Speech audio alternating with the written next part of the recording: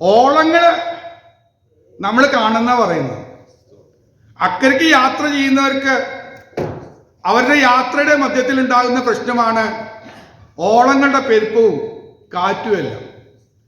ഇത് കാണാതെ യാത്ര ചെയ്യാൻ പറ്റുമെന്ന് തോന്നുന്നില്ല. അത് ദൈവം അനുവദിച്ചിട്ടുണ്ട്. കാരണം കാറ്റിനെ ഇളക്കുവാനും കടലിനെ ഇളക്കുവാനും ഒക്കെ ഒരു ശക്തി ഇവിടെ ഉണ്ട്. ആ അന്ധകാര ശക്തി യാത്ര ചെയ്യുന്നവരെ, എല്ലാ യാത്രക്കാരെയും അല്ല, വിശ്വാസമാം പടകിൽ യാത്ര ചെയ്യുന്നവരെ, ഒന്നും കൂടെ പറഞ്ഞാൽ ദൈവ മക്കൾ യാത്ര ചെയ്യുമ്പോൾ അവരുടെ ജീവിത യാത്രയ്ക്ക് തടസ്സമുണ്ടാക്കുന്ന അന്ധകാര ശക്തികൾ ഇളകിയാൽ അത് കാറ്റുണ്ടാക്കും. കാറ്റുണ്ടാക്കുന്നു പറഞ്ഞാൽ നമുക്കറിയാം അത് വലിയ ശക്തിയാണ്. നമുക്ക് പിടിച്ചു നിൽക്കാൻ പറ്റുമെന്ന് സംശയം തോന്നും. ഉണ്ടാക്കുന്ന കാറ്റ് പലപ്പോഴും, ശത്രു ഉണ്ടാക്കുന്ന കാറ്റടിക്കുമ്പോൾ നമ്മൾ അറിയാതെ പറഞ്ഞു പോകും, എനിക്ക് പിടിച്ചു നിൽക്കാൻ പറ്റുമെന്ന് തോന്നുന്നില്ലെന്ന് പറയും. അപ്പോൾ ഒരു കവറിങ് ആവശ്യമാണ്. ആ കവറിങ്ങിൻ്റെ പേര് വിശ്വാസമാം പരിച തന്നെയാണ്.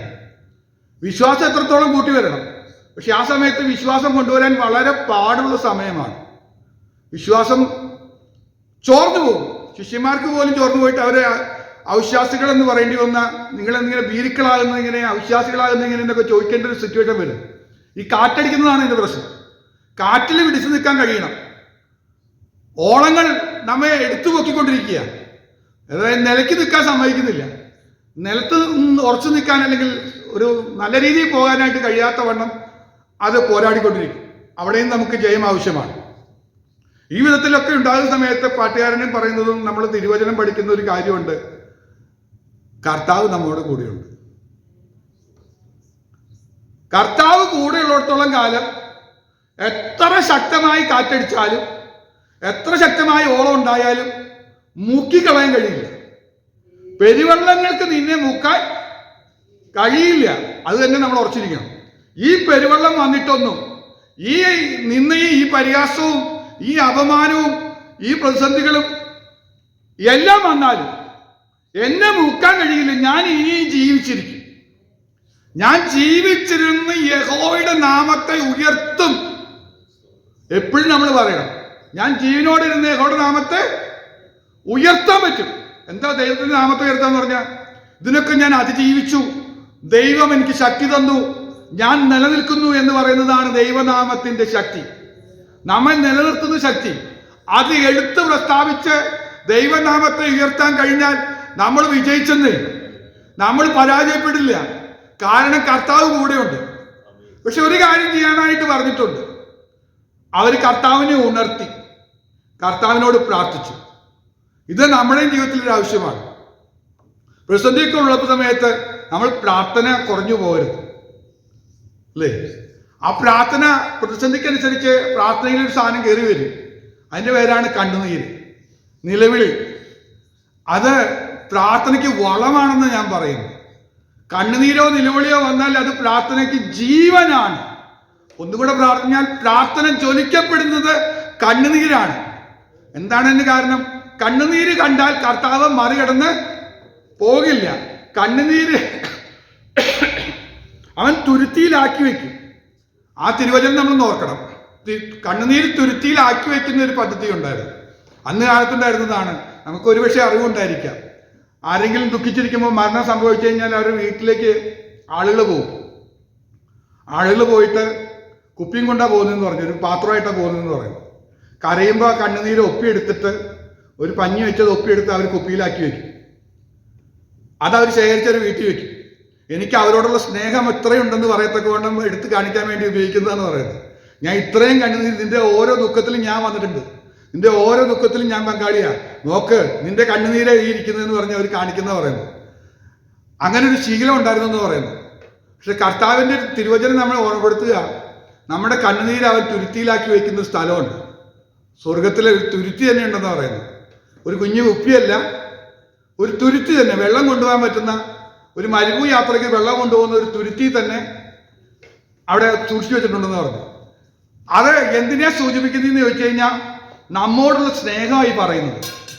അപ്പോൾ കണ്ണുനീര് നമുക്ക് ഒരിക്കലും ദോഷമല്ല. വരുന്ന സമയത്ത് ഒരു പ്രാർത്ഥനയിൽ കണ്ണുനീരും കൂടെ വന്നു കഴിഞ്ഞാൽ സംഭവിക്കുന്ന കാര്യം എന്ന് പറയുമോ, ദൈവസ്നേഹത്തിന്റെ ആഴങ്ങളാണ് അവിടെ ലഭിക്കുന്നത്. ദൈവം നമ്മെ അഗാധമായി സ്നേഹിക്കുകയാണ്, ആഴമായി സ്നേഹിക്കുകയാണ്. ആ സ്നേഹം കൂടെ ലഭിക്കുകയാണ്. പ്രാർത്ഥനയിൽ ദൈവം മറികടന്നു പോകുന്നില്ല. അവൻ എന്നെ സ്നേഹിക്കുകയും കൂടെ ചെയ്യുകയാണെങ്കിൽ നിശ്ചയമായും പ്രാർത്ഥനയ്ക്ക് വിജയമുണ്ട്. പ്രാർത്ഥനയ്ക്ക് മറ്റൊരു കാര്യം പറഞ്ഞത് പ്രാർത്ഥനയാണ്. ഒന്ന് പ്രാർത്ഥനയാണ്, മറ്റൊന്ന് പറഞ്ഞത് ഉണർത്തുക എന്നാ പറഞ്ഞത്.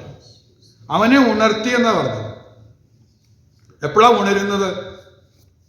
നമ്മൾ നിർജീവമായിട്ടിരുന്നാൽ അവൻ ഉണരില്ല, അല്ലേ? നമ്മൾ നിർജീവമായിട്ടിരുന്നാൽ ഉണരില്ല. ആക്റ്റീവ് ആകണം. നമ്മൾ ആത്മീകമായി ആക്റ്റീവ് ആയാൽ കർത്താവ് നമുക്ക് വേണ്ടി ഉണരും. നമ്മോടുള്ള കർത്താവ് നമുക്ക് വേണ്ടി ഒന്ന് ഉണർന്നാൽ കാറ്റ് ശാന്തമാവും, കടല് ശാന്തമാവും, പ്രശ്നങ്ങൾക്ക് പരിഹാരം വരും. അപ്പൊ അവനെ ഉണർത്തണമെങ്കിൽ ആദ്യം നമ്മൾ ഉണരണം. ഒന്നും കൂടെ പറഞ്ഞാൽ ആത്മാവിലൊരു ചൈതന്യം, ഉണർവ് നഷ്ടപ്പെടുത്തി കളയരുത്. ഉറങ്ങുന്നവരായിട്ടല്ല, ഉണർന്ന് നമ്മൾ അവന്റെ നാമത്തെ ഉയർത്താൻ കഴിഞ്ഞാൽ നിശ്ചയമായി നമ്മൾ അനുഗ്രഹിക്കും. ഈ രണ്ട് കാര്യം നമ്മൾ ഓർക്കണം. അക്കരയ്ക്കുള്ള യാത്രയിൽ വിശ്വാസ പടകിൽ പോകുന്നവരെ ഓർക്കേണ്ട രണ്ട് കാര്യങ്ങളാണ്. ഒന്ന് പ്രാർത്ഥന, രണ്ട് കർത്താവിനെ ഉണർത്തുക. കർത്താവിനെ ഉണർത്തുന്നത് എങ്ങനെയാണെന്ന് ഞാൻ പറഞ്ഞു. നമ്മൾ ഉണർന്നാലേ കർത്താവിനെ ഉണർത്താൻ പറ്റുള്ളൂ. നമ്മൾ ആക്റ്റീവായി പ്രവർത്തിച്ചുകൊണ്ടിരിക്കണം. നമ്മുടെ ശബ്ദം കേട്ടിട്ട് അവൻ ഉണരണം. നമ്മുടെ ശബ്ദം കേട്ടിട്ട് അവൻ ഉണരണം. നാം അവനെ സ്തുതിക്കുമ്പോഴാണ് അവൻ ഉണരുന്നതെന്നാണ് ഞാനൊന്ന് പറയുന്നത്. നമ്മൾ ദൈവത്തെ സ്തുതിച്ചു തുടങ്ങുമ്പോഴാണ് കർത്താവ് ഉണരുന്നത്. അതുകൊണ്ട് കർത്താവിനെ സ്തുതിക്കുന്ന കാര്യത്തിൽ പഞ്ഞം വരാൻ പാടില്ല. ഞാൻ സാധാരണ പറയാറ്, ഞാൻ മിനിമം കർത്താവിനെ സ്തുതിക്കുന്ന അത്രയെങ്കിലും നിങ്ങളുടെ ദൈവമക്കളെ സ്തുതിക്കണം. അതൊരു മിനിമമാണ്. അതിൽ എത്ര കൂട്ടാൻ പറ്റുമോ അത്രത്തോളം കൂട്ടണം. എല്ലാ ദിവസവും ഓർക്കണം, ഒരു 1000 സ്തോത്രം ഞാൻ ഇത് പറഞ്ഞില്ലെങ്കിൽ ഞാനൊരു കടക്കാരനാണെന്ന് എപ്പോഴും ഓർക്കണം. മനസ്സിലൊരു ചിന്താഭാരം വരണം. ചുരുങ്ങിയത് ഒരു 1000 സ്തോത്രമെങ്കിലും. നമ്മൾ പാടാറില്ലേ, 1000 നമ്മൾ സ്തുതിക്കുന്നത്? സ്തുതിക്കില്ല. പാട്ടിൽ മാത്രം ഒറ്റ വരിയിൽ പറയും, പോരാ. ഒന്ന് പറഞ്ഞു നോക്കിയേ, എന്താ അതിൻ്റെ കാര്യമെന്ന് ഒന്നുകൂടെ പറഞ്ഞു തരാം. ചിലപ്പോൾ നിങ്ങൾക്ക് മനസ്സിലാകത്തുണ്ടോ? നമ്മൾ ദിവസം ഭക്ഷണം കഴിക്കണം, വെള്ളം കുടിക്കണം, എന്നാലേ ശരീരത്തിൽ ജീവൻ ഉണ്ടാവുള്ളൂ. ആത്മാവിലെ ജീവനും ചൈതന്യവും വേണമെങ്കിൽ എല്ലാ ദിവസവും ആത്മീക പാനം ചെയ്യണം. വേണ്ടേ? ആത്മീക ഭക്ഷണം വേണം. അതിന് രണ്ട് കാര്യത്തിനാണ് വചനം ധ്യാനിക്കലും സ്തോത്രം ചെയ്യലും. സ്തോത്രത്തിൽ കവിഞ്ഞിരിക്കണം. നന്നായി സ്തോത്രം കഴിച്ചാൽ ദഹനക്കേട് വരില്ല, നമ്മൾ പുഷ്ടിപ്പെടുകയുള്ളൂ. അതാണ് അതിൻ്റെ പ്രത്യേകത. കാരണം ആത്മീക മനുഷ്യന് ലഭിക്കുന്ന ആത്മീക ഭോജനം കൊണ്ട് പുഷ്ടി പ്രാപിക്കും. അഭിഷേകത്തിന്റെ പുഷ്ടി നിമിത്തം മുഖങ്ങൾ തകർന്നു പോകുന്ന വായിക്കുന്നത്. അപ്പോൾ അഭിഷേകം ജ്വലിക്കുന്നത് എപ്പോഴാന്ന് വെച്ചാൽ സ്തുതിക്കുമ്പോഴാണ്. അപ്പോൾ സ്തോത്രം പറയുമ്പോൾ ലഭിക്കുന്ന ഒരു പുഷ്ടിയുണ്ട്, അത് ആത്മീക പുഷ്ടിയാണ്. ആത്മീകമായി നമ്മൾ ബലപ്പെടും. അപ്പോൾ ആത്മീക ജീവൻ നിലനിർത്താൻ സ്തോത്രം പറഞ്ഞേ വെച്ചുള്ളൂ. ഇന്ന് ഞാൻ സ്തോത്രം പറഞ്ഞില്ലെങ്കിൽ അതിൻ്റെ അർത്ഥം ഞാൻ എൻ്റെ ആത്മീക ജീവന് ഭക്ഷണം കൊടുത്തില്ല. ആത്മീക മനുഷ്യൻ ക്ഷീണിച്ചു പോയി, തളർന്നുപോയി, അവന് ക്ഷയരോഗം വരും.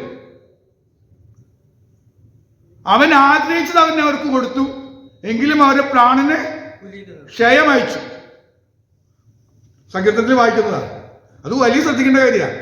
ആഗ്രഹിച്ചവർക്ക് ചിലപ്പോൾ കിട്ടും, പക്ഷേ അകത്ത് പ്രാണൻ ക്ഷയം വന്നു. കാരണം എന്താ? പരിഹാസമാണ്. അവര് എന്ത് ചെയ്യുന്നതാണ്?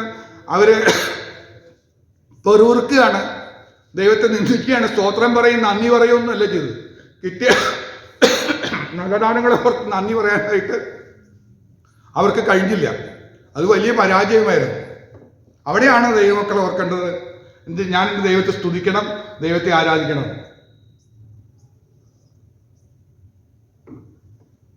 അതുകൊണ്ട് ഒരിക്കലും കുറവ് വരുത്താൻ പാടില്ലാത്ത കാര്യമാണ് സ്തോത്രം പറയുക. മറ്റൊന്ന് ഞാൻ കഴിഞ്ഞ ദിവസം ഓർമ്മപ്പെടുത്തിയത് ധ്യാനിക്കുക എന്ന് പറഞ്ഞു. വചനം ധ്യാനിക്കുക. നിങ്ങൾ വായിച്ചില്ലെങ്കിലും പോലും ഓർമ്മ വരുന്നൊരു വാക്യം നിങ്ങൾ അയവെട്ടിക്കൊണ്ടിരിക്കും, സംസാരിക്കും. അപ്പോൾ ഞാനൊക്കെ പ്രസംഗിക്കണമെങ്കിൽ എത്രയോ വചനം ധ്യാനിക്കണം എന്ന് ആലോചിച്ച് നോക്കി. ഫുൾ ടൈം സമയത്തിൻ്റെ ചിന്തയുടെ ഭൂരിഭാഗം സമയം ആ വചനം കോൺസെൻട്രേറ്റ് ചെയ്തുകൊണ്ടിരിക്കുക. ഇല്ലാതൊന്നും പറയാൻ പറ്റില്ലെന്നേ. എന്ത് പറയുന്നത്? സ്റ്റഡി നോട്ട് പ്രസംഗിക്കാൻ വിഷമമൊന്നുമില്ല, എനിക്ക് അതിനൊരു താല്പര്യമില്ല. കർത്താവിൻ്റെ ആലോചന പ്രാപിച്ച് പറയാനേ എനിക്ക് ഇഷ്ടമുള്ളൂ. അതുകൊണ്ടാണ് ഈ സ്ട്രെയിൻ എടുക്കുന്നത്. അപ്പോൾ കുറേ നേരം അതിനെക്കുറിച്ച് ധ്യാനിച്ച് പരിശുദ്ധാത്മാവ് വെളിപ്പെടുത്തി തരുമ്പോൾ, ആ ഇലൂമിനേഷൻ ലഭിക്കുമ്പോൾ, ആ പ്രകാശനം ലഭിക്കുമ്പോൾ അത് ദൈവമക്കളായിട്ട് പങ്കുവയ്ക്കാൻ ധൈര്യം കിട്ടും. ഇല്ലെങ്കിൽ ഒരു ക്ലാസ് എന്തെങ്കിലും പറഞ്ഞു പോകാൻ. അതുകൊണ്ടാണ് ഞാൻ ബൈബിൾ ക്ലാസ് സാധാരണ എടുക്കാത്തത് തന്നെ. അതിൻ്റെ ഒരു താല്പര്യക്കുറവ് എനിക്ക് അതുകൊണ്ടാണ്. ഇപ്പോഴും ഞാൻ ഉഴപ്പുന്നതിന് കാരണം അതാണ്. ഒരു ആത്മീകമായ ഒരു ചൈതന്യം വരണം എന്നുള്ള ചിന്ത കൊണ്ട് മാത്രമാണ് ഞാൻ അങ്ങനെ ശുശ്രൂഷിക്കുന്നത്. അത് ശീലമാക്കി മാറ്റിയതാണ്. ബൈബിൾ ക്ലാസ്സൊക്കെ എടുത്ത് മടുത്തതാണ്. ഞാൻ പറഞ്ഞിട്ടുണ്ട്, ബൈബിളിലെ എല്ലാ അധ്യായവും വായിച്ച് പഠിപ്പിച്ചിട്ടുള്ളതാണ്. അതിനുള്ള അവസരം കർത്താവ് ലഭിച്ചു. 7.5 വർഷം കൊണ്ട് ഞാൻ പൂർത്തിയാക്കാൻ എനിക്ക് സാധിച്ചു. അതിന് മാത്രം മീറ്റിങ്ങുകൾ വയ്ക്കാനായിട്ട് സാധിച്ചു. ദൈവസഭയിൽ അങ്ങനെ ചെയ്യാനൊക്കെ ആയിട്ട് ദൈവം കൃപ ചെയ്തു. അപ്പോൾ അത് സാധിക്കാത്ത കാര്യമില്ല. പക്ഷെ അതിനേക്കാളിൽ വിജയം ലഭിക്കുന്നത് ഏറ്റെടുക്കുമ്പോഴാണ്. ഇപ്പോൾ ഞാൻ ഇത്രയും സ്ട്രെയിൻ എടുത്ത് തിരുവചനം പറഞ്ഞു കഴിഞ്ഞാൽ കേൾക്കുന്നവരത് സ്വീകരിക്കുന്നില്ലെങ്കിൽ യാതൊരു പ്രയോജനമില്ല. പക്ഷെ എനിക്കൊരു സന്തോഷമുണ്ട്. എന്താ സന്തോഷം?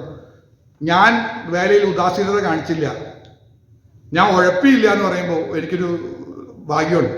എൻ്റെ വേലയിൽ ഉദാസീനതനായിരിക്കും ശപിക്കപ്പെടും. ശാപം വരാതെ എനിക്കൊരു അനുഗ്രഹം കിട്ടണമെങ്കിൽ ഞാൻ ഇതൊന്നും ഓർത്തിട്ട് ഭാരപ്പെടരുത്. ആരും ഉത്സാഹിക്കുന്നില്ലല്ലോ, ആരും ശ്രദ്ധിക്കുന്നില്ലല്ലോ, ആരും അനുസരിക്കുന്നില്ലല്ലോ എന്നോർത്തൊന്നും വിഷമിക്കരുത്. ഇന്നല്ലെങ്കിൽ നാളെ ഇത് കയറി വരും. സാഹചര്യത്തിൽ വചനം അവരെ തേടി വരും. ഈ പറഞ്ഞ വചനങ്ങളൊക്കെ കയറി വരും. അപ്പോൾ അവർക്ക് മാനസാന്തരം വരും. അന്ന് പാസ്റ്റർ പറഞ്ഞത് ഞാൻ അന്ന് ഓർത്തില്ല, ഇപ്പോൾ അത് ഓർക്കുമ്പോൾ കർത്താവ് എത്ര വിജയം എന്ന് പറയും. നിന്റെ അപ്പത്തെ വെള്ളത്തിന്മേൽ എറിയുക, ഏറിയ നാൾ കഴിയുമ്പോൾ അതിലൊരു പ്രവർത്തനം ഉണ്ടെന്നുള്ളതാണ് തിരുവചനത്തിൻ്റെ ശക്തി. നമ്മൾ കഴിഞ്ഞ ദിവസം ചിന്തിച്ച ചിന്താഭാഗത്തേക്ക് കടന്നു വരികയാണ്.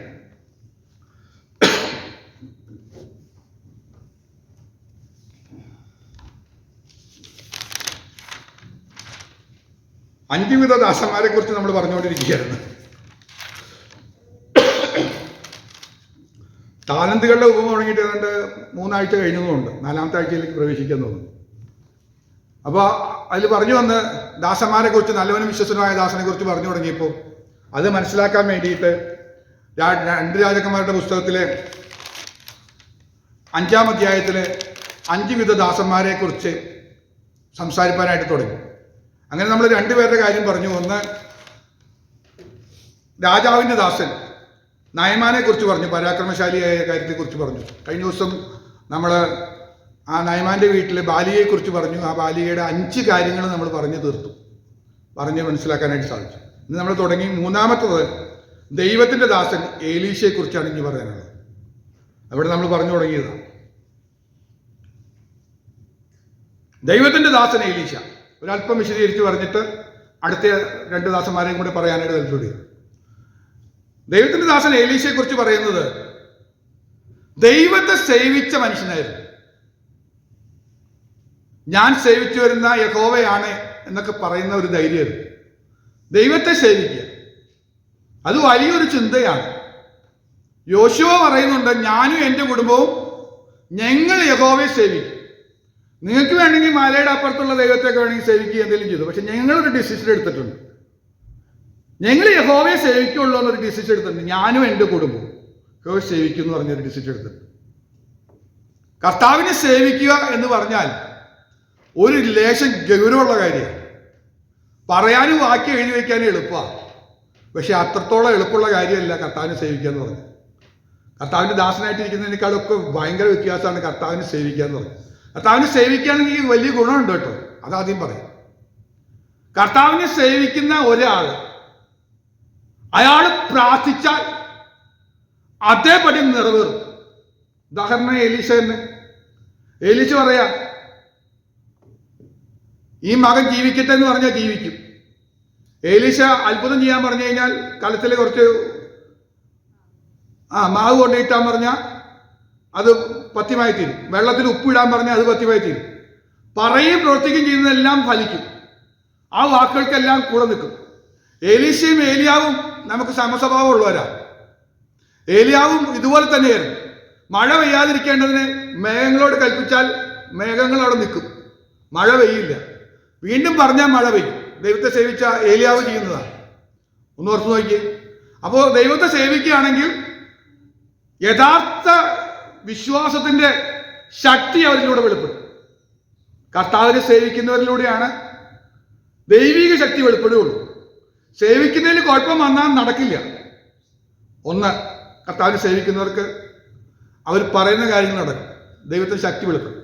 രണ്ടാമത്, കർത്താവിനെ സേവിക്കുന്നവർക്ക് ഭയങ്കര സംരക്ഷണം കിട്ടും. അതായത് ഉദാഹരണം വേണമെങ്കിൽ പറയാം, ദാനിയേൽ കർത്താവിനെ സേവിച്ച ഒരു മനുഷ്യനാണ്. നീ സേവിച്ചു വരുന്ന ദൈവം നിന്നെ വിടുവിച്ചോ എന്ന് ചോദിക്കുന്നുണ്ട് രാജാവ്. ദാനിയേൽ ദൈവത്തെ സേവിച്ചവനാണ്. ദൈവത്തെ സേവിക്കുന്ന ഒരു ഭക്തനെ സിംഹക്കുഴി കൊണ്ടിട്ടാലും സിംഹം തൊടില്ല. കാരണം ഇവൻ ദൈവത്തെ സേവിക്കുന്നവനാണ്. ദൈവത്തെ സേവിക്കുന്ന എബ്രായ ബാലന്മാരെ തീ കൊണ്ടിട്ട തീക്കിയുടെ ബലം കെട്ടുപോകും. അഗ്നിജാലയ്ക്ക് ദഹിപ്പിക്കാൻ കഴിഞ്ഞില്ല. വലിയ പ്രൊട്ടക്ഷൻ ദൈവം കൊടുക്കും, വലിയ പ്രൊട്ടക്ഷൻ കൊടുക്കും. അപ്പോൾ ഒന്ന് അധികാരം കിട്ടുന്നു, രണ്ട് പ്രൊട്ടക്ഷൻ കിട്ടുന്നു. കർത്താവിനെ സേവിക്കാനായിട്ട് നമുക്ക് മനസ്സ് വെച്ചാൽ കർത്താവ് അവരുടെ കൂടെയുണ്ട്. സിംഹക്കുഴിയിലെ കർത്താവ് വന്നു, അഗ്നികുണ്ഡത്തിലെ കർത്താവ് വന്നു. അപ്പൊ കർത്താവ് അവരുടെ കൂടെ നടക്കാൻ ഇഷ്ടപ്പെടുന്നത് കർത്താവിനെ സേവിക്കുന്നവരുടെ കഴിയില്ല. അപ്പൊ മൂന്നാമത്തെ കാര്യം അത്. നാലാമത്തെ കാര്യം, കർത്താവിനെ സേവിക്കുന്നവർക്ക് 100% ഗ്യാരണ്ടിയാ അത് സ്വർഗത്തിലെത്തും. എന്താ തെളിവ്? ഏലിയാവിന് അഗ്നിമയമായ രഥവും അശ്വവും വന്ന് പൊക്കിക്കൊണ്ടുപോയി. ദാനിയേലിനോട് പറയുന്നത്, നീയോ പോയി വിശ്രമിച്ചു കൊടുക്കുക, കാലാവസരത്തിൽ നിനക്കുള്ള ഓഹരി പ്രാപിക്കാൻ എഴുന്നേറ്റ് പോന്നോളാന്നാ പറഞ്ഞു. നിനക്ക് ഗ്യാരണ്ടിയാന്ന് പറഞ്ഞു. കർത്താവിനെ സേവിക്കുകയാണെങ്കിൽ 100% ഗ്യാരണ്ടിയാ. ഈ പറഞ്ഞ വിശ്വാസം എത്ര ശക്തിയാന്നല്ലേ ചോദിക്കുക. അപ്പൊ നമുക്കൊരു കാര്യം മനസ്സിലായി, ഏറ്റവും നല്ലത് നേരെ ചെവിയും കർത്താവിനെ ഒന്ന് സേവിച്ചാൽ മതി. നേരെയും ചെവിയും കർത്താവിന്, പക്ഷെ എളുപ്പമല്ല. ഭയത്തോടെ യഹോവയെ സേവിക്കുക, വിറയലോടെ അവനെ ഘോഷിച്ചുല്ലസിക്കുക. ദൈവത്തെ സേവിക്കണമെങ്കിൽ ഒന്നാമത്തെ വേണ്ടുന്ന കാര്യം ഭയമാണ്. നമുക്ക് ഇല്ലാത്ത സാധനത്തിന്റെ പേര് എന്താണെന്ന് വെച്ചാൽ ദൈവമയ. വേറെ ആരെയും നമുക്ക് പേടിയുണ്ടെങ്കിലും ദൈവത്തെ നമുക്ക് ഒട്ടും പേടിയില്ല. ക്ഷമിച്ചോളും കർത്താവ്. കർത്താവ് ക്ഷമിച്ചോളും. എൻ്റെ അവസ്ഥ കർത്താവിന് അറിഞ്ഞൂടെ? ഇന്നിപ്പോൾ ഞാൻ പ്രാർത്ഥിക്കാതെ കിടന്നാലും കർത്താവിന് എൻ്റെ കാര്യമൊക്കെ അറിയാം. നമുക്ക് ഒട്ടും ഭയമില്ല. ഭയം വരാതെ കർത്താവിനെ സേവിക്കാൻ പറ്റില്ല. കൊലോസ്യ ലേഖനത്തിൽ പറയുന്നത് കർത്താവിനെ സേവിക്കണമെങ്കിൽ നമുക്ക് ഏകാഗ്രതയോടെ വേണമെന്ന് പറഞ്ഞിരിക്കുന്നു. ഏകാഗ്രതയോടെ 3-ാമത്തെ അധ്യായത്തിന്റെ അവസാന ഭാഗത്ത് പറയുന്നുണ്ട്. ആ ഭാഗം ഒന്ന് എടുത്ത് വായിക്കാമെന്ന് നല്ലതെന്ന് തോന്നുന്നു. അവിടെ 2 കാര്യങ്ങൾ പ്രത്യേകം കിട്ടും.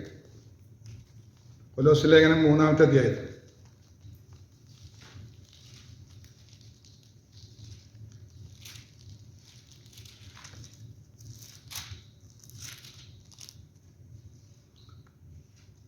അതിന്റെ 24-ാമത്തെ വാക്യം.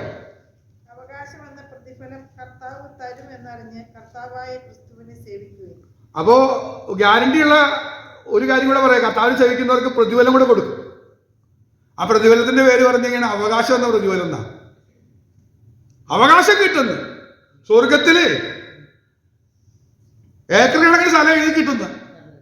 5 പൈസ മുടക്കില്ലാതെ കർത്താവിനെ സേവിച്ച ഒരാളാന്നുള്ള പറഞ്ഞ് വിശിഷ്ട സേവാ മെഡൽ കൊടുക്കുന്ന പോലെ, കർത്താവിന്റെ പോർക്കളത്തിൽ അധ്വാനത്തിൽ നിന്ന ഒരാൾക്ക് കൊടുക്കുന്ന പോലെ തന്നെ കർത്താവിനെ സേവിച്ചു എന്നുള്ള ഒറ്റ കാരണം മതി അവിടെ കൊടുക്കും, പ്രതിഫലം കൊടുക്കുന്നു. അവകാശം എന്ന് പറഞ്ഞ പ്രതിഫലം കൊടുക്കുന്നവർക്ക്. അപ്പൊ അതിന് തൊട്ട് മുമ്പ് പറയുന്നുണ്ട്, 22-ാം വാക്യം തൊട്ട് വായിച്ചാൽ അവിടെ ചില കാര്യങ്ങൾ പറയുന്നുണ്ട്.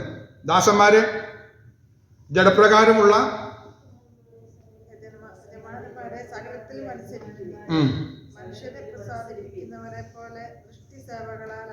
അതാണ് പ്രധാനപ്പെട്ട കാര്യം. കർത്താവിനെ സേവിക്കുക എന്ന് പറഞ്ഞാൽ മനുഷ്യരെ പ്രസാദിപ്പിക്കുന്ന രീതിയിൽ ദൈവത്തെ പ്രസാദിപ്പിക്കാൻ നോക്കരുത്. വേഷം കെട്ട് ഭക്തിയും കൊണ്ട് നടന്ന കർത്താവ് സേവിക്കുന്നതായിട്ട് അംഗീകരിക്കില്ല എന്നർത്ഥം. നമുക്കൊക്കെ വേഷം കെട്ട വെള്ള ഷർട്ട് ഇട്ട് പ്രസംഗിക്കുമ്പോൾ ഞാൻ നീതിമാനായിട്ടും വിശുദ്ധനായിട്ടൊക്കെ നിങ്ങൾക്ക് തോന്നത്തക്ക വിധത്തിൽ ഞാനങ്ങ് പറയുകയും ആരാധിക്കുകയും സ്തോത്രം പറയുകയൊക്കെ ചെയ്യും. എൻ്റെ വ്യക്തിപരമായ ജീവിതത്തിൽ ദൈവമായിട്ടൊരു ബന്ധം ഇല്ലെങ്കിലത്തെ സിറ്റുവേഷൻ ഒന്ന് ആലോചിക്കും. ദൈവം അംഗീകരിക്കില്ല, ദൈവം വിലവെക്കില്ല. അവിടെ പ്രത്യേകം പറയാം, മനുഷ്യരെ പ്രസാദിപ്പിക്കുന്നവരെ പോലെ ദൃഷ്ടി സേവകളല്ല, കർത്താവിനെ ഭയപ്പെട്ടുകൊണ്ട്.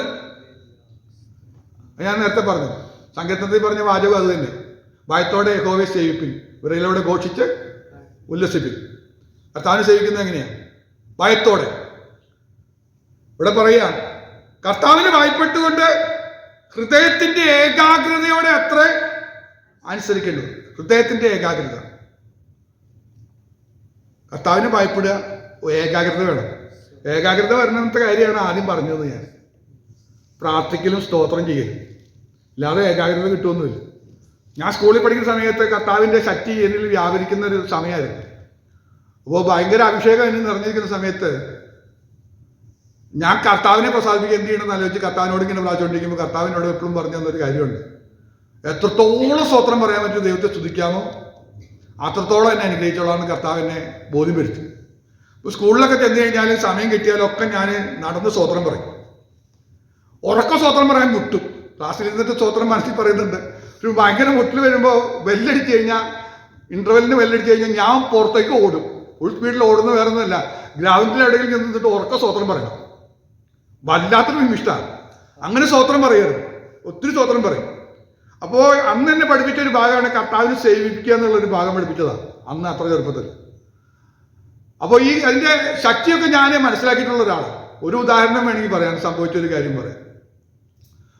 അപ്പോൾ ഒത്തിരി സ്നേഹിതന്മാരുണ്ട്. സ്നേഹിതന്മാരെന്ന് പറഞ്ഞു കഴിഞ്ഞാൽ അവരെ എന്നെ ഇഷ്ടപ്പെടുന്ന കുറച്ച് പേരുണ്ട്.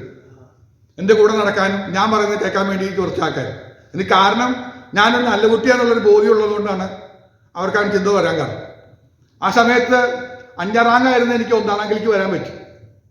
കർത്താവിൻ്റെ അഭിഷേകം വന്നപ്പോൾ എൻ്റെ ബുദ്ധി വികസിപ്പിച്ചു, എനിക്ക് 1ാം റാങ്ക് കിട്ടാൻ തുടങ്ങി. ക്ലാസ്സിൽ 1ാം റാങ്കുകാരൻ ഞാനാണ്. അപ്പോൾ അതിൻ്റെ ഒരു സപ്പോർട്ടും ഉണ്ടായിരുന്നു. കുട്ടികളൊക്കെ കൂടെ നടക്കും. അപ്പോൾ സ്കൂൾ വിട്ട് പോയി കഴിഞ്ഞാൽ ഒരു സംഘമാണ് എൻ്റെ പിന്നാലെ ഉണ്ടാവും.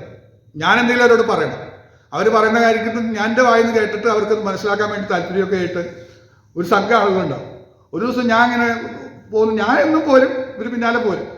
അപ്പോൾ അതിൽ ഒരുത്തനെ എൻ്റെ ഒപ്പം എത്താൻ പറ്റിയില്ല. അവനൊരു വികലാംഗനായിരുന്നു. അവൻ്റെ ഒരു കൈ ശോഷിച്ചൊരു കൈയായിരുന്നു. അവൻ എന്നെ നോക്കി കണ്ടില്ല. കുറച്ച് അവിടെയൊക്കെ കറങ്ങി ഞാൻ പോകുന്നത് കണ്ട് പിന്നാലെ ഓടി വന്നു. ഓടി വന്നിട്ട് എന്നെ കാണാൻ തന്നെ ദേഷ്യം വന്നിട്ട്, നീ എന്നോട് ചോദിക്കാതെ എന്നെ വിളിക്കാതെ പോയില്ലെന്ന് ചോദിച്ചിട്ട് പുറത്തൊരു അടിയും കഴിച്ചു. അവൻ്റെ ഈ ഒരു കൈയിന് ശക്തിയുള്ളത് ഭയങ്കര ശക്തിയായിട്ട് എനിക്ക് ഭയങ്കരമായിട്ട് വേദിച്ചു. ഞാൻ അപ്പം തന്നെ കർത്താവിനോട് പറഞ്ഞു, കർത്താവേ, അങ്ങയുടെ മകനെ ഞാൻ, അങ്ങയുടെ തിരുവനന്തപുരത്തിലൊരു വാക്യമുണ്ട്, കണ്ണിന് കൃഷ്ണമണിയെ തൊടുന്ന പോലെയാന്ന് പറഞ്ഞ വാക്യമുണ്ട്. നീ കണ്ടില്ലേ, എന്നെ അവൻ അടിച്ചു എന്ന് പറഞ്ഞു. അപ്പോൾ തന്നെ മനസ്സുണ്ടെന്ന് പറഞ്ഞു. ഇത്രയും ഞാൻ ആകെ ചെയ്തുള്ളൂ. ഇത് സംഭവിച്ച കാര്യമാണ് ഏറ്റവും വലിയ ഗതികേടായി പോയത്. ഞാൻ വളരെ ദുഃഖിക്കേണ്ടി വന്നു. അടുത്ത ദിവസം രാവിലെ അവൻ മരിച്ചുപോയി. അവൻ പുറത്തെന്താ ഇറങ്ങി, അവനെന്താ വിഷം എന്താ തീണ്ടിയെന്ന് പറയുന്നത്, പാമ്പ് കടിച്ചത് എന്താണെന്ന് മനസ്സിലായില്ല. രാവിലെ സ്കൂളിൽ ചെന്നപ്പോൾ വാർത്ത വന്നു, അവൻ മരിച്ചുപോയി. ഞെട്ടിപ്പോയി, കരഞ്ഞുപോയി. കർത്താവേ, അങ്ങ് പ്രവർത്തിച്ചാന്ന് പറഞ്ഞാൽ എനിക്ക് എൻ്റെ ദുഃഖം മാറിയേയില്ല. അവനോടൊപ്പം തന്നെ ഞാൻ തിരിച്ച് പ്രതികാരമൊന്നുമില്ല. സ്നേഹിതർ പറഞ്ഞു, നീ എന്താ എന്നെ കാണാൻ, നീ നടന്ന പോരെന്നൊക്കെ ചോദിച്ച് അതിൻ്റെ ആ ഒരു ശാന്തതയും സൗന്ദര്യവും തന്നെ മുന്നോട്ട് പോകുന്നത് അവൻ കൂടെ നടക്കുകയും ചെയ്തു. എല്ലാം കഴിഞ്ഞു. ഞാനിത് പ്രാർത്ഥിച്ചു പോയി. അതെന്നെ വല്ലാതെ ലറ്റി. പിറ്റേ ദിവസം ഞാൻ സ്കൂളിൽ വന്ന് പിന്നെ സ്കൂളിൽ നിന്ന് എല്ലാവരും കൂടെ പോയി അവൻ്റെ വീട്ടിൽ പോയി അവൻ്റെ ഡെഡ് ബോഡിയാണ് കാണാൻ പോയത്. ഭയങ്കരമായിട്ട് പേടി വന്നു. ഇതൊരു വലിയ സത്യമാണ് ദൈവമക്കളെ. തിരുവചനത്തിൻ്റെ ശക്തിയുടെ ആഴങ്ങളിലേക്ക് നമ്മൾ പോയി കഴിഞ്ഞാൽ അതിൻ്റെ പവർ ഭയങ്കര പവറാണ്. നിങ്ങൾ വിശ്വസിച്ചാലില്ലെങ്കിലും എന്നെ പഠിപ്പിച്ചൊരു സത്യമാണ്. ഇവിടെ പറയാ, നിങ്ങൾ പ്രസാദിപ്പിക്കാൻ വേണ്ടി, മനുഷ്യരെ പ്രസാദിപ്പിക്കാൻ വേണ്ടിയല്ല, ദൈവത്തെ പ്രസാദിപ്പിക്കാൻ വേണ്ടി ഒരുങ്ങി നമ്മൾ കർത്താവിനെ സേവിക്കാൻ തുടങ്ങി. അതിൻ്റെ പവർ ഭയങ്കര വലുതാണ്. അപ്പോൾ ഒന്നാമത് ഭയം വേണം. ദൈവത്തെ പ്രസാദിക്കുന്ന ദൃഷ്ടിസേവയും കൊണ്ടൊന്നും നടക്കില്ല, നേരം ചെവിയും വേണം. ഇനി ഞാനൊന്നും കൂടെ പറയാം. ഈ സേവിക്കുക എന്നുള്ള പദം മനസ്സിലാക്കാൻ എളുപ്പം മലയാളികൾക്കാണ്. ആയുർവേദ മരുന്നുകളൊക്കെ സേവിക്കില്ല. 7 ദിവസം കഷായം സേവിക്കണം, 10 ദിവസം 21 ദിവസം കഴിക്കണം. സേവിക്കണം എന്നൊരു പദം ഒരു ഉപയോഗിക്കും. സേവിക്കാന്ന് പറഞ്ഞാൽ ഇതിങ്ങനെ അതിനൊരു വ്യവസ്ഥ ഉണ്ടെന്നാണ് അതിൻ്റെ അർത്ഥം. പക്ഷെ അങ്ങനെ ഒറ്റ വാക്കിൽ അത് അവസാനിക്കില്ല. പഥ്യം ഉണ്ടെന്ന് പറയാം. ഈ സേവിക്കുക എന്നുള്ള പദം അവർ ഉപയോഗിക്കാൻ കാരണം എന്താണെന്ന് വെച്ചാൽ വെറുതെ കഴിക്കലല്ല, ഇതിനൊരു പഥ്യമുണ്ട്. ഇറച്ചിയും മീനും തൊടരുത്, പുളിയും എരിവും തൊടരുത്. ഇത് കഴിച്ചു കഴിഞ്ഞാൽ ചൂടുവെള്ളം കുടിക്കാവൂ, തണുത്ത വെള്ളം കുടിക്കരുത് എന്നൊക്കെ പറഞ്ഞ് അവർ പലവിധ പഥ്യം പറയും. ഈ കർത്താവിനെ സേവിക്കുന്ന കാര്യത്തിലുള്ള പ്രശ്നം അതാണ്. പഥ്യമുണ്ട്, പഥ്യം പാലിക്കണം. പഥ്യം പാലിക്കാതെ ദൈവത്തെ സേവിക്കാൻ പറ്റില്ല. എക്സാമ്പിൾ പറഞ്ഞാൽ നിങ്ങൾക്കത് മനസ്സിലാവും. ദാനിയേൽ ദിവസവും ചെയ്തു വരുന്നത് പോലെ 3 നേരം കിളിവാതിൽ തുറന്നിട്ട് പ്രാർത്ഥിക്കുക. രേഖ വിരോധമാണെങ്കിലും തെറ്റിക്കാൻ പറ്റില്ല. ഇപ്പൊ മനസ്സിലായോ ദൈവത്തെ സേവിക്കുന്നതിന്റെ പ്രശ്നം? മനസ്സിലായോ? നമുക്ക് പറ്റാത്തതിന്റെ കാര്യം മനസ്സിലായോ? നമുക്ക് കൊച്ചൊരു റീസൺ കിട്ടിയ നമ്മുടെ പ്രാർത്ഥന മുടങ്ങും. പെട്ടുവോ? കർത്താവിനെ സേവിക്കാൻ വേണ്ടി നമ്മൾ തീരുമാനിച്ചാൽ തല പോകുമെന്ന് പറഞ്ഞാലും സിംഹത്തിന്റെ വയറ്റിൽ എത്തുന്നു പറഞ്ഞാൽ പോലും മുടക്കാൻ പറ്റില്ല. ജീവനുള്ളിടത്തോളം ഞാൻ എൻ്റെ ദൈവത്തെ സേവിക്കും. അതാണ് അതിന്റെ സ്ക്രിപ്റ്റ്. നിർത്താൻ പറ്റില്ല. സമയമുണ്ട്, സമയം. കാലത്തും വൈകിട്ടും ഉച്ചയ്ക്കും ഞാൻ എൻ്റെ സങ്കടം ബോധിപ്പിച്ച് ടൈം ഫിക്സ് ചെയ്തിട്ടുണ്ടെങ്കിൽ ടൈം തെറ്റിക്കാൻ പാടില്ല. പ്രശ്നം മനസ്സിലായോ? നമുക്കാണെങ്കിൽ തെറ്റുന്നത് മുഴുവൻ സമയമാണ്. സമയം തെറ്റിക്കുക എന്നുള്ളത് ഒരു ഭയങ്കര പോരാട്ട. ഫറവോനി ബന്ധനം എന്ന് അതിന് പറയാം. നമ്മൾ പ്രാർത്ഥിച്ച് ചെയ്യുന്നതിനേ പറ്റുള്ളൂ. സമയം തെറ്റിക്കുന്നതെന്ന് അവൻ്റെ പേര് തന്നെ. സമയം തെറ്റിക്കുക. ആ ശക്തി നമ്മെ സ്വാധീനിക്കാൻ ഇട കൊടുക്കരുത്. നമ്മൾ ജയിക്കണം, പ്രാർത്ഥിച്ച് ജയിക്കണം. കർത്താവേ, ആ ശക്തി എന്നെ സ്വാധീനിക്കരുതെന്ന് പറഞ്ഞ് നമ്മൾ പ്രാർത്ഥിക്കണം. സമയം തെറ്റിക്കാൻ പറ്റില്ല. പ്രാർത്ഥനാ ക്രമീകരണങ്ങൾ തെറ്റുവരുത്താൻ പറ്റില്ല.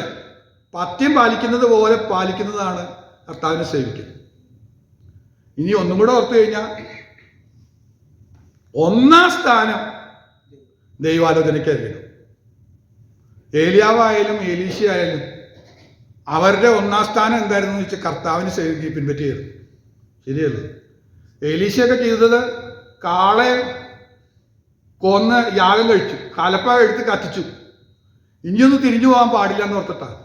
കലപ്പയ്ക്ക് കൈവച്ച ശേഷം തിരിഞ്ഞു നോക്കുന്നത് യോഗ്യനല്ല, യോഗ്യനല്ല. പോയി. നമ്മളിടയ്ക്കിടയ്ക്ക് തിരിഞ്ഞു നോക്കുന്നവരാ. അതാ യോശുവ പറഞ്ഞത്. ഞാനൊരു ഡിസിഷൻ എടുത്തു കഴിഞ്ഞു.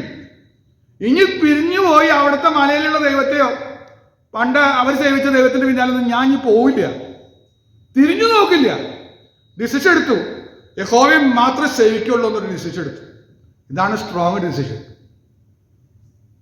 തിരിഞ്ഞു നോക്കാൻ പറ്റില്ല, തിരിയരുത്. ഇബ്രാഹിമൊക്കെ പറഞ്ഞത് അങ്ങനെയാണ്. തിരിഞ്ഞു നോക്കിയിരുന്നെങ്കിൽ, വിട്ടുപോകുന്നതിനെ ഓർത്തുവെങ്കിൽ പറ്റില്ല. ഇവിടേക്ക് ഇറങ്ങിയോ ഇതും കൊണ്ടേ പോവാവും.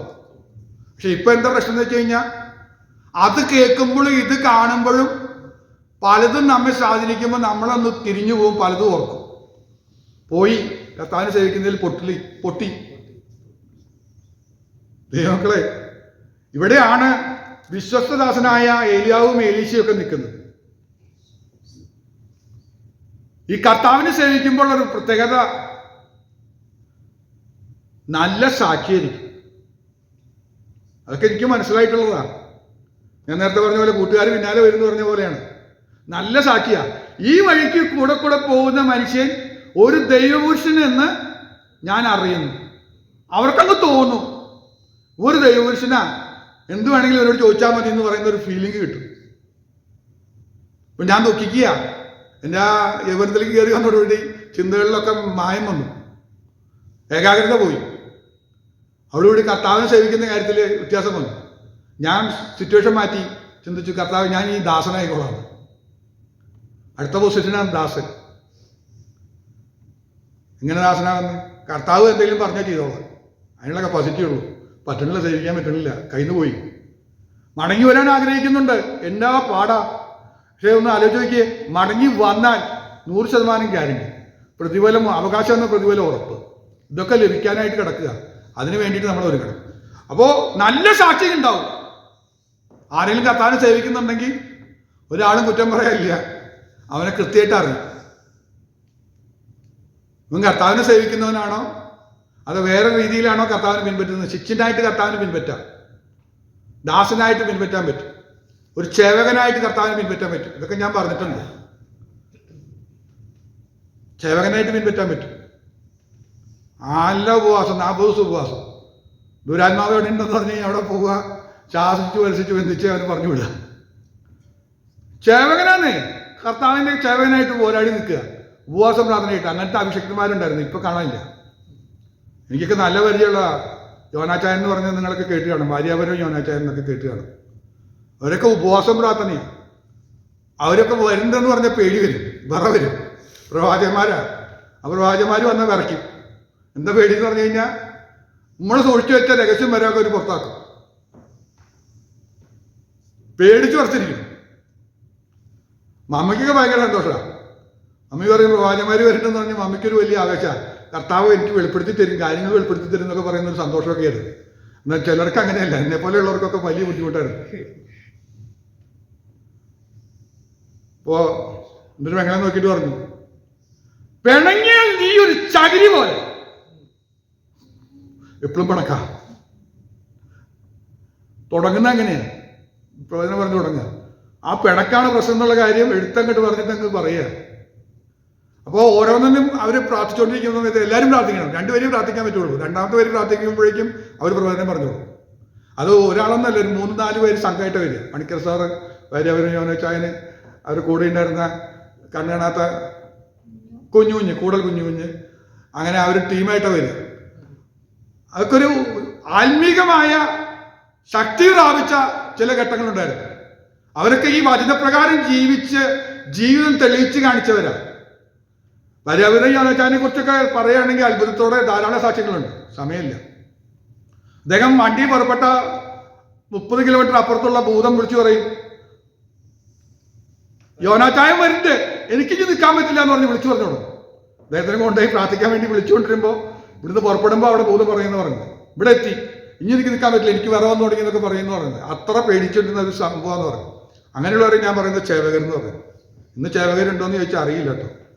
നമുക്ക് പെട്ടെന്ന് പറഞ്ഞു തരാൻ പരിചയപ്പെടുത്താൻ നമുക്ക് ഇല്ലാത്തത് എന്ന് വെച്ചാൽ അതിൻ്റെതായ ബുദ്ധിമുട്ടുണ്ടായിരുന്നു. ഉപവാസം തന്നെ ഉപവാസം, പ്രാർത്ഥന തന്നെ പ്രാർത്ഥന. ശക്തിപ്പെട്ടേ പറ്റുള്ളൂ. എക്സർസൈസ് ചെയ്ത് നല്ലർത്ഥം പറഞ്ഞ പോലത്തെ പരിപാടിയാണ്. നമുക്ക് ഇതിനൊന്നും മനസ്സില്ല. ഒരു വിധത്തിലും കർത്താവിന് സേവിക്കാൻ നമുക്ക് മനസ്സില്ല. നമ്മുടെ കുഴപ്പമല്ല. നമ്മുടെ എങ്ങനെയാണെന്നറിയോ, ഞങ്ങളിങ്ങനെയൊക്കെ പോവും, കർത്താവ് അംഗീകരിച്ചു എന്ന് പറയും. ദൈവത്തെ ഭയമില്ല. ദൈവത്തെ സേവിച്ചാലുള്ള ഗുണം എന്താണെന്ന് മനസ്സിലാക്കുന്നില്ല. ഈ വിശ്വാസത്തിന് വേണ്ടി വില കൊടുക്കാൻ നമുക്ക് താല്പര്യമില്ല. അങ്ങനെ വരുമ്പോഴാണ് പ്രശ്നം. വേഷം, ഭാഷ, നടപ്പ്, എല്ലാ ക്രമീകരണങ്ങളിലും വെളിപ്പെടുത്തണം. ഞാൻ കഴിഞ്ഞ ദിവസം അത് ഒന്ന് പറഞ്ഞായിരുന്നു, അതുകൊണ്ട് അധികം വിശദീകരിക്കുന്നില്ല. അദ്ദേഹം കൃപാവരെ ഒന്നും വ്യവസായം ആക്കിയില്ല. എലീശയെ കുറിച്ച് പറയുമ്പോൾ പറയാനുള്ളൂ, നയമാൻ ലോഡ് കണക്കിന് സാധനം കൊടുത്ത്. ഒരു ദേവദാസൻ പ്രസംഗിക്കുമ്പോൾ പറഞ്ഞത് എത്ര 10 ജീപ്പ് നിറച്ച് സാധനം കൊണ്ടിരുന്ന അത്രയും സാധനം കൊണ്ടുവന്നെന്ന് പറയുന്നു. അത്രമാത്രം സാധനങ്ങളും കൊണ്ട് നയമാൻ വന്നതെന്ന് പറയും. ഇത് കണ്ടപ്പോൾ ഗേഹസിക്ക് ഉണ്ടായ പ്രശ്നം നമുക്കറിയാവുന്നതുള്ളൂ. ഇനി അത് മാത്രമല്ല, എനിക്ക് അത്ഭുതപ്പെടുത്തിയ സംഭവം എന്ന് വെച്ച് കഴിഞ്ഞാൽ, തൻ്റെ ഒരു ശിഷ്യനുണ്ട് ഗേഹസി. ദ്രവ്യാഗ്രഹം ഒന്നും വെളിപ്പെടുത്തി എന്നുള്ള ഒറ്റ കാരണം കൊണ്ട് അവനെ പുറത്താക്കി കളഞ്ഞു. കൂടെ നിർത്തിയില്ല. ശിഷ്യൻ ചെയ്ത നല്ല കാര്യം എനിക്ക് വേണ്ടി നീ ചെയ്തില്ല എന്ന് പറഞ്ഞ് ചേർത്ത് നിർത്തുന്നല്ലോ ചെയ്തു. അപ്പൊ ആ മൈൻഡൊന്നും നിങ്ങളൊന്ന് മനസ്സിലാക്കി നോക്കി. കർത്താവിന് സേവിച്ചതിന്റെ പേര് കിട്ടുന്നത് ധനം മുഴുവൻ എനിക്ക് വേണമെന്ന് പറയാൻ മനസ്സില്ല. ഞാനൊരു പ്രവാചകൻ എന്നറിയപ്പെടുന്ന ഒരാളെ അദ്ദേഹത്തിന്റെ ശുശ്രൂഷ ഒരെണ്ണം കണ്ടായിരുന്നു. അദ്ദേഹം ഒരു സ്ഥലത്ത് ചെന്നപ്പോൾ അദ്ദേഹത്തെ ആദരിക്കുക, ഒരു വലിയ ധനികൻ വന്നിട്ട് ആദരിക്കുക. ഒരു വലിയ സ്വർണ്ണമാല എടുത്ത് കഴുത്തിലിട്ട് കൊടുത്തു. സന്തോഷത്തോടെ തലയെ കൈവച്ച് മുട്ടുകുത്തി അനുഗ്രഹിക്കുക. അദ്ദേഹത്തിൻ്റെ കയ്യിലുണ്ടായിരുന്ന മോതിരം ഇട്ട് കൊടുത്തു. കയ്യിലുണ്ടായിരുന്ന ഒരു ചെയിനൊക്കെ എടുത്തു കൊടുത്തു. അങ്ങ് പ്രസാദിപ്പിക്കുക. അയാൾ വന്ന് മുട്ടുകുത്തി ഇയാളങ്ങ് ബ്ലസ് ചെയ്തോണ്ടിരിക്കുക. എനിക്ക് അത്ഭുതം തോന്നിപ്പോയി. എലീശയെ കുറിച്ചൊക്കെ ഓർക്കുമ്പോൾ ഇത്തരം ആളുകൾ നിറഞ്ഞു നിൽക്കുന്നിടത്ത് നമ്മൾ അത്ഭുതപ്പെട്ടു പോവുക. അവരിൽ വ്യാപരിക്കുന്നത് ദൈവശക്തിയാണോ എന്ന് സംശയം തോന്നുന്നതിന് കാരണം എന്താണ്? ദ്രവ്യാഗ്രഹത്തിന്റെ പേര് പറക പോലും വരുത്. അവിടെ കൊണ്ട് ഞാൻ പറഞ്ഞുകൊണ്ട് നിർത്താൻ പോവുക. ഏറ്റവും അധികം പ്രശ്നം ഉണ്ടാക്കുന്ന ഒരു കാര്യം ദ്രവ്യാഗ്രഹ. ഏത് പാപത്തിൽ വീണവരും രക്ഷപ്പെട്ടിട്ടുണ്ട്. വ്യഭിചാരത്തിൽ പിടിക്കപ്പെട്ട ദാവീദ് പോലും ദൈവം ക്ഷമിച്ചു കൊടുത്ത് രക്ഷപ്പെട്ടിട്ടുണ്ട്. പക്ഷെ ദ്രവ്യാഗ്രഹത്തിൽ വീണ ഒറ്റ ആളും രക്ഷപ്പെട്ടതായ ചരിത്രം വേദപുസ്തകത്തിലില്ല. ഗേഹസി കുഷ്ഠരോഗം വന്നോളൂ, രക്ഷപ്പെട്ടില്ല. ആകാൻ ദ്രവ്യാഗ്രഹത്തിൽ വീണതാ, കാലിലെറിഞ്ഞ് കൽക്കുന്നായി മാറിയെന്നല്ലാതെ അവൻ രക്ഷപ്പെട്ടില്ല. ഏറ്റൊക്കെ പറഞ്ഞു, ഞാൻ ചെയ്തു എടുത്തു എന്നൊക്കെ പറഞ്ഞു, നടന്നില്ല. പുതിയ നിയമത്തിൽ വരുമ്പോൾ നമുക്കറിയാം, യൂദ 30 വെള്ളിക്കാശ് ആ ദ്രവ്യാഗ്രഹം കൊണ്ടുപോയി അവൻ കെട്ടിയാന്നി എത്തുന്നല്ലാതെ രക്ഷപ്പെട്ട ചരിത്രമില്ല. ഈ ആത്മീയ ശുശ്രൂഷയ്ക്ക് ഇറങ്ങുമ്പോഴുള്ള ഏറ്റവും വലിയ തകരാറാണ്, നശിപ്പിക്കാൻ കഴിയുന്ന ഒരു തകരാറാണ് ദ്രവ്യാഗ്രഹം. ദ്രവ്യാഗ്രഹത്തിന്റെ ഉപായം പ്രയോഗിക്കുക ഇന്ന് ഏറ്റവും കൂടുതൽ കാണുന്നതാണ്. എനിക്ക് പറയാൻ വിഷമമുണ്ടെങ്കിലും കാണുമ്പോൾ എനിക്ക് അത്ഭുതം തോന്നി, പ്രയാസം തോന്നുന്ന ഒരു കാര്യമാണ്. വലിയ ആൾക്കൂട്ടത്തെയും കാര്യങ്ങളൊക്കെ ഉണ്ടാക്കി അതിനുവേണ്ടി എല്ലാ പരിപാടികളും ഒപ്പിച്ച് ദ്രവ്യാഗ്രഹത്തിന്റെ കൗശലവാക്കും പറഞ്ഞ് എല്ലാം ചെയ്തിട്ട് എന്താ അവർ ഉദ്ദേശിക്കുന്നതെന്ന് വെച്ച് കഴിഞ്ഞാൽ അവരല്ല ബുദ്ധിമാന്മാരാണ്. ഞാൻ ഓർത്ത് ഇവന്മാരൊക്കെ ഇനി നിലനിൽക്കുമോ, എന്തെങ്കിലും ഇതൊക്കെ വന്നു കഴിഞ്ഞാൽ ഇവരൊക്കെ ചെതറിപ്പോയാൽ അവർ ബുദ്ധിയോടെ കാര്യങ്ങൾ കൈകാര്യം ചെയ്യുക. റിസോർട്ട് പണിയുക, ക്യാമ്പ് നടത്താനാണ്, ധ്യാനങ്ങൾ നടത്താൻ വേണ്ടി റിസോർട്ട് പണിയുക. ഇനി അത് മാത്രമാണോ? അതേപോലെ കൺവെൻഷൻ സെന്ററാണ് പണിയാണ്. ഓളം പണിയിൽ നിർത്തി 5000 പേർക്കും 10000 പേർക്ക് ഇരിക്കാവുന്ന കൺവെൻഷൻ സെന്ററാണ്. കല്യാണം വന്ന വാടകയ്ക്ക് കൊടുക്കാം. പള്ളിയുടെ പേരൊന്നുമില്ല. അവർ ബിൽഡിങ്ങുകൾ പണിതുകൊണ്ടിരിക്കുക. ലക്ഷങ്ങൾ വേണം, കോടികൾ വേണം. ലക്ഷങ്ങളുടെ കഥയൊക്കെ പോയി. 150 കോടി 200 കോടി ആത്മീക വ്യാപാരം നടന്നുകൊണ്ടിരിക്കുന്ന ഒരു കാലഘട്ടത്തിൽ നമ്മൾ നിൽക്കുമ്പോൾ യഥാർത്ഥ ദൈവിക ദർശനം കാണാനേ ഇല്ല. അവിടെയാണ് പരാജയം കിടക്കുന്നത്. ഈ സമയത്ത് നമ്മൾ വീണ്ടും ഒന്ന് മടങ്ങി വരാൻ, കർത്താവേ അല്പമെങ്കിലും അങ്ങ് സേവിപ്പാൻ എനിക്കൊന്ന് കഴിഞ്ഞാൽ,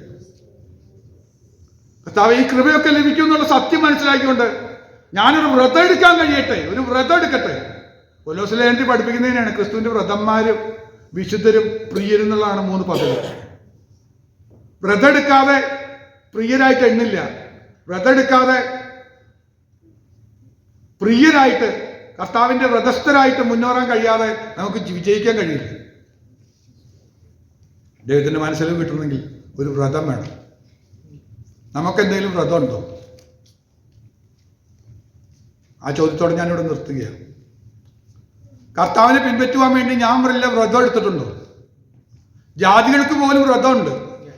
അവരവരുടെ ദൈവത്തെ കാണാൻ വേണ്ടി മലയിലേക്ക് പോകുന്ന സമയത്ത് ചുരുങ്ങിയത് ദിവസം 40 ദിവസം വ്രതം എടുത്തിട്ടേ അവരെൻ്റെ അടുത്തേക്ക് പോവുള്ളൂ. നമ്മൾ വർഷത്തിലൊരിക്കലല്ല പോകുന്നത്. എല്ലാ ദിവസവും അവൻ്റെ മുഖം കാണാൻ പോകേണ്ടി പോകുന്നവരാണ്. പക്ഷെ നമുക്ക് വ്രതമില്ല.